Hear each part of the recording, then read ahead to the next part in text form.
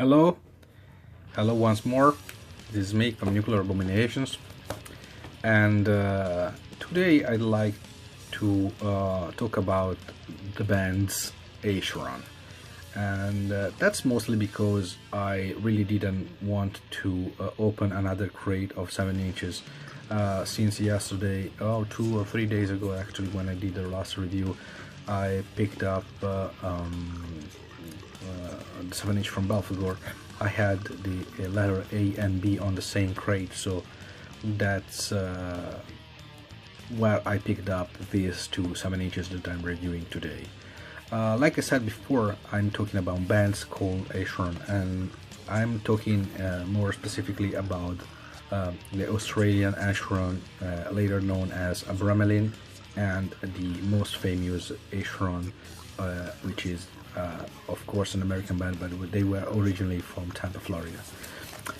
Of the two 7 inches, my favorite is definitely the Australian Acheron, and they have this 7 inch was released in 1991 on Corpse Grinder record from France, which was a very short-lived label that released a couple of really incredibly great 7 inches by bands like Macabre and Airboth and Dissection, which are three Swedish bands, and Demonacy.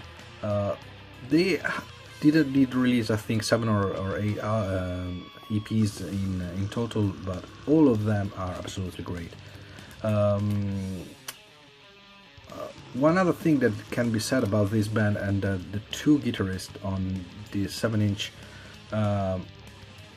were later known, well, actually did previously, or more or less previously, play in two very important underground bands. One is Disembowelment, which is pretty famous today, also because it's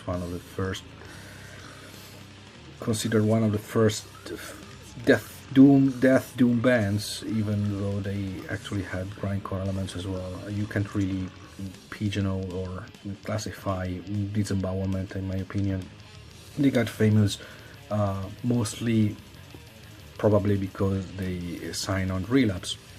The other band being Necrotomy, which is a very infamous, in the underground at least, band from Australia. You can't really find anything by Necrotomy, probably, other than a couple of videos on YouTube or maybe some rips, because it's quite cult, very difficult to find band, but they were absolutely amazing. I would probably do a video on Necrotomy sometime in the future. What can be said about this 7 inch? This 7 inch is classical 7 inch from 1991. The very simple cover. You could just tell it from the very simple back picture and layout. There is no inner sleeve. I should probably buy some one day, but there's no inner sleeve, and there are lyrics and thanks list. At the time when this 7 inch was released, that's more or less the time where I was deep into the underground. My way to new bands was to just read through the thanks list and say, okay, what's this Sisma, what's this Delcata, and then you just wrote that in your own mind, and take note to actually look for after those bands. It was like you could see very simple, lightweight vinyl, standard vinyl, and musically it is extremely sewage, kind of slow, but between slow and mid-tempo doom death metal, but they had this thick, dark sound with a lot of saturation.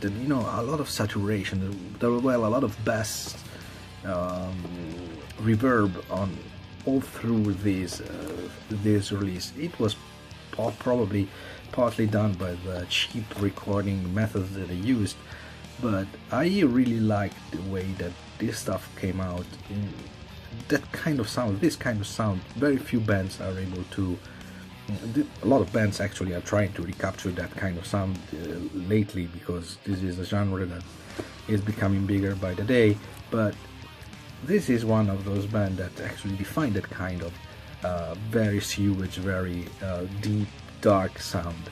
And also the vocals were like constant, grunting. You could barely understand the vocals, what they were saying. Well, it's a very great band. I think Acherons was a very good band. Also, I like the albums that they released later as a Bramelin. I remember I got them as promos from, I think, Repulsor Records at the time, and it's a very good band. Look after this 7-inch if you can find it, because it's a small jewel. I also think you're not going to pay a lot for this one, because it's mostly an underground release that really didn't make a lot of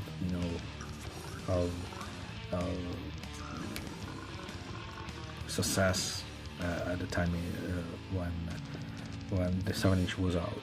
And well, that's mostly it. This is Acherons from Australia, Deprived of Afterlife. Personal vote, I would say something between the 8 and 8.5 out of 10. Now let's change subject and let's go to the other one.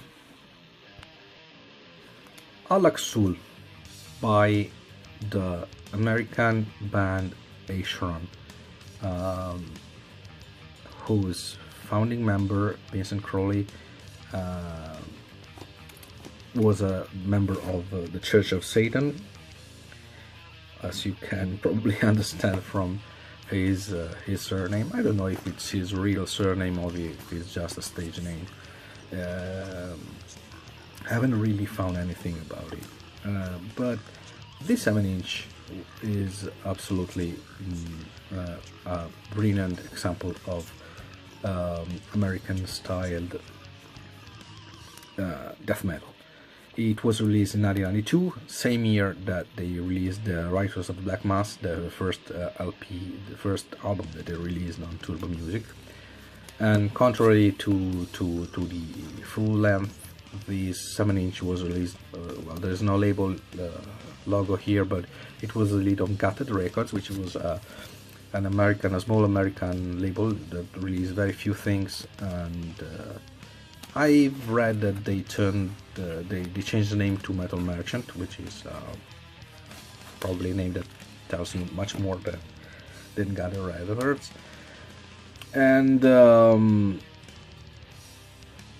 like I said, this band was originally from Tampa. This is also a 7-inch that features Mike Browning, the famous drummer from, Morbid Angel, for example, just to say one, and just to say one band. And let's see if I can find some. Oh yes, anyway, this is the band picture on the back, and the packaging was quite simple on this one as well. The typical folding booklet. Everything is printed on red ink. You probably won't see it because I'm adding filter to the video.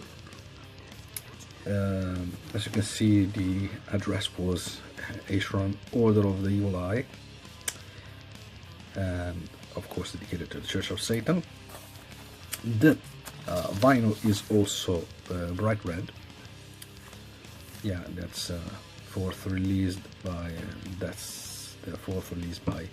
Gutted Records. Other ones being like Eternal Bleeding. Remember, if I remember correctly, was releasing the 7-inches on Gutted Records as well. And Funeral Nation, another one. And the songs on these 7-inch are pretty good. They had all of the prototypical sound that became more mature over time in bands like, for example, Angel Chorus, just to name a band that made that kind of sound, you know, took that kind of sound that perfected it, I mean, to absolute perfection. They turned it to absolute perfection. And contrary to the Australian Acheron, this stuff is a little more played. There's a little more of a personality to the song structure themselves. The vocals in particular are absolutely amazing on the 7-inch, and they added a small kind of effect. I think it's an harmonizer. I don't remember the name of this effect, but they had this pitch shifter that they added on the second track, which is more like a doomy kind of hymn, of satanic hymn. And the second track on these 7-inch is something absolutely beyond amazing. This is absolutely an instant classic. One very weird thing about these 7-inch is that they had a different. It has a completely different running speed on the two sides. One side is on 33, the other one is on 45. So if you manage to get a copy of this one, this might be this might be expensive to get. I really don't know, because the recent resurgence of vinyl has really changed a lot of balance on the record collecting world. But like I said, this is a 7-inch that you absolutely must have. Both of these are absolutely 7-inches that one should look for, in my opinion. And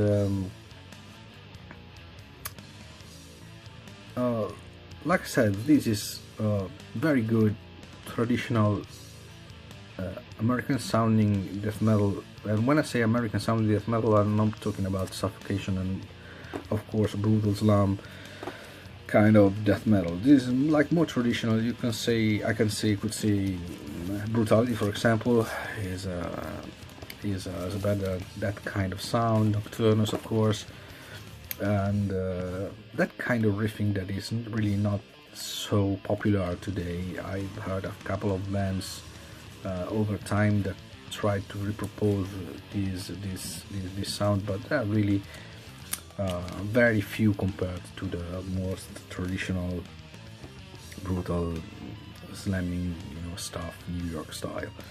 And that's it. If you want to if you want me to review another, if you're liking this series, you want me to review some particular band that you would like, in particular if you want to see some older stuff, I have a pretty big collection here, and so maybe I have one or two particular thing about the band in 2004 to bring forth and review and dissect a little bit, particularly stuff that you probably are not going to see reviewed anywhere else, especially on YouTube. There are absolutely a lot of really incredible channels in our YouTube, and most of them are so great that I really don't know where to find the time to edit the things and make all of those funny scenes and stuff. But I've seen that 99% of those are very much into the recent